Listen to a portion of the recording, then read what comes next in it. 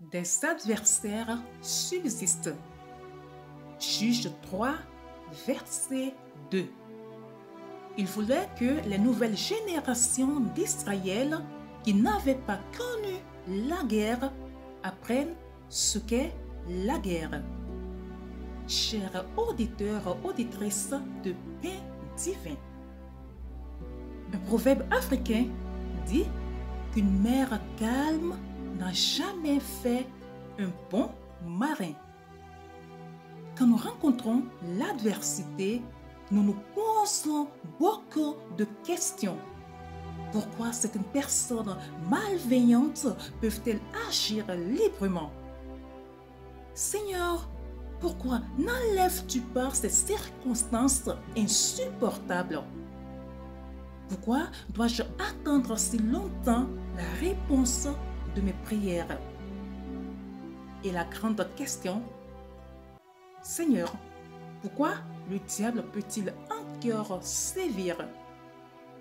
Les questions de la vie sont complexes et ne trouvent pas leur solution dans une réponse unique. Mais la suivante est rarement considérée. Dieu permet l'adversité pour nous apprendre à mener de saintes batailles. Pour une raison obscure, il nous faut être entraînés au combat.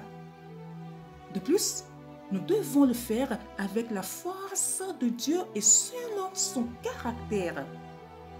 Apprendre à reconnaître et à utiliser ses armes, ses méthodes, ses objectifs et ses stratégies. Mais ces choses ne se découvrent pas au fil d'une insistance paisible. L'épreuve est nécessaire. Nous n'aimons pas cela, c'est vrai. Et nous ne le comprenons pas non plus. Dieu nous a promis sa paix, son shalom. Alors, pourquoi faut-il apprendre à se battre? Pourquoi faut-il que nos cœurs soient entraînés au combat? Nous ne le savons pas.